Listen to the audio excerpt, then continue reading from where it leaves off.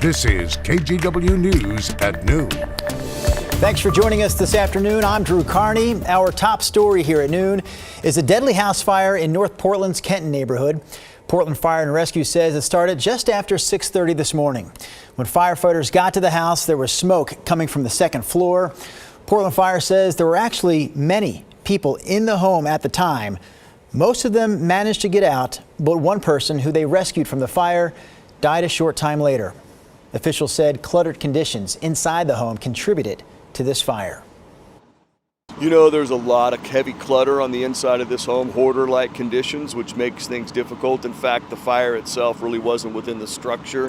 It was within the contents throughout the home. Crews were able to put the fire out within 30 minutes. North Schofield Street was closed for a few hours, but it's now back open. One of our other top local stories this afternoon is the ongoing contract negotiations between teachers and the Portland Public School District. The district says it plans to provide families with two updates today regarding the possibility of a teacher strike starting tomorrow. The first update is expected to come out about an hour from now at 1 o'clock. If there's still no deal in place, the district will send a second update by text and email at 7 o'clock tonight to let parents know if their kids have school tomorrow. 45,000 kids would be out of school if the strike happens. And if it continues, the district says updates will continue through texts and emails every night at 7 o'clock, letting families know if school is closed the next day. For more on the ongoing negotiations and the preparations for what seems like an unavoidable strike at this point, here's KGW's Catherine Cook. 10 more. At the Portland Association of Teachers Union headquarters, What school is this? Chavez. picket signs and bullhorns were the school supplies teachers lined up for.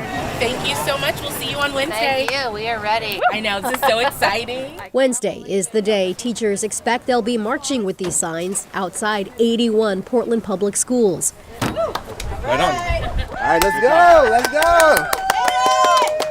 With just one day of contract negotiations left, they say teachers' top demands remain in place. Higher pay, smaller class sizes, and more teaching prep time. Special ed teacher Alicia Chavez says her schedule now is unsustainable. I currently do not have enough planning time to plan for my students to have a quality education. I don't have enough time to eat lunch some days. I don't think that we're asking for anything unreasonable. Union Vice President Jackie Dixon says families should make childcare plans in case of a strike Wednesday. That's 45,000 kids out of school, something she says teachers have been trying to avoid during months of negotiations. It's unfortunate that it's come to this, but no, I'm not really surprised at this point. Meanwhile, district officials are airing their own frustrations. They feel the teachers' union isn't compromising enough to meet the district's budget constraints. We're still over $228 million apart in our proposals. We will continue to work on proposals that we can counter with.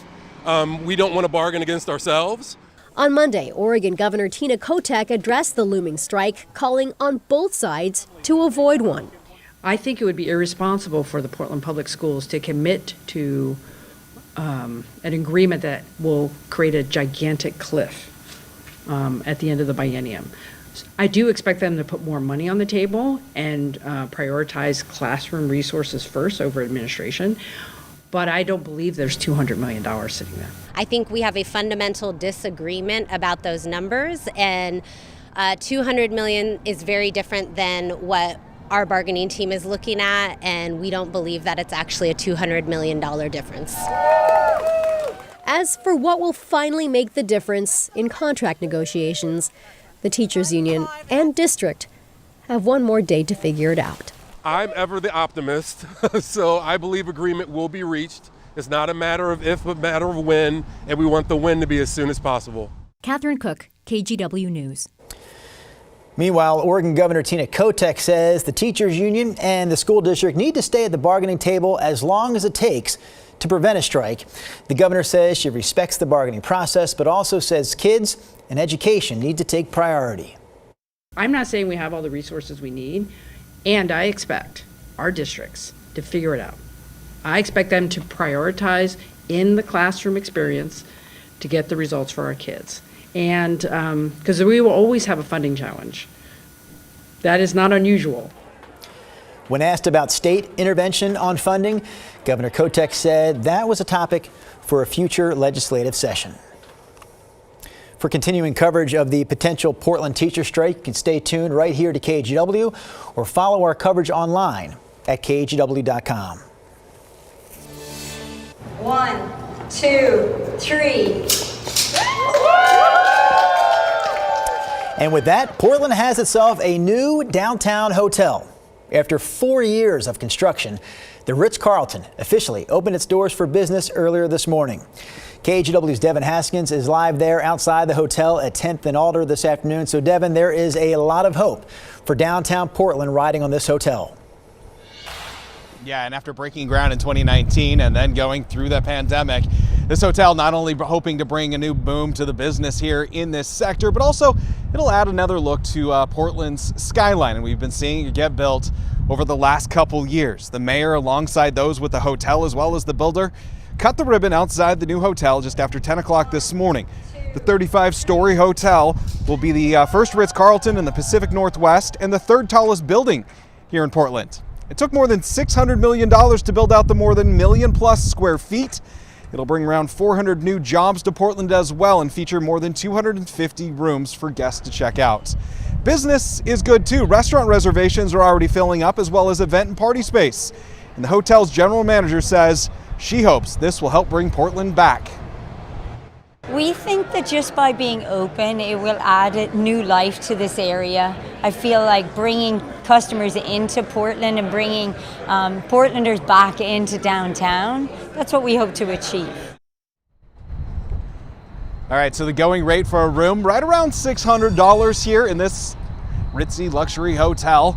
There's still some work to be done, though. There are some rooms and some floors that need to be finished out, and they hope to have everything completed by the end of the year. Back to you. All right, Devin, good job today covering that from start to finish here for us. So, Rob, what they had today for that ribbon cutting ceremony was dry conditions. Yeah, so you think if we showed up, Drew, they would look at us like, you guys don't belong here. What are you doing? Yeah, probably. The way we normally look, yes. All right, that looks like it's going to be fancy, fancy, fancy. All right, your trick-or-treat forecast. Nothing has changed. We still expect absolutely dry weather to be with us well into the early morning hours of tomorrow, so no issues there. You've been outdoors, you've seen a little bit of cloudiness. We're going to continue to see a little bit more, a little bit more, a little bit more. So anywhere from partly to mostly cloudy for the trick-or-treat hours. I still think we're going to be above 50 at 7 p.m., kind of right in the prime time trick-or-treat zone, and no colder than 49 or 50 even at 9 p.m. And away from the Columbia River, light winds. So really very A-plus weather for us on this Halloween 2023. Some cloudiness over Haystack Rock, but also some brightness. Folks taking a walk on the beach there. Really, it's a lovely day. 57 degrees at Cannon Beach. Mostly sunny, we'll call it over downtown Portland right now. 53 is where we stand. So at this point, I've got to believe we're going to at least hit 60.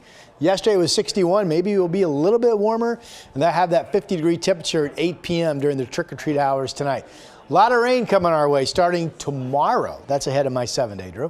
All right, yeah, more from Rod coming up here in a few minutes, but now back to some of our local headlines this afternoon. Next year's race for Oregon's 3rd congressional district is now wide open because longtime Democratic Congressman Earl Blumenauer announced that he will not run for re-election.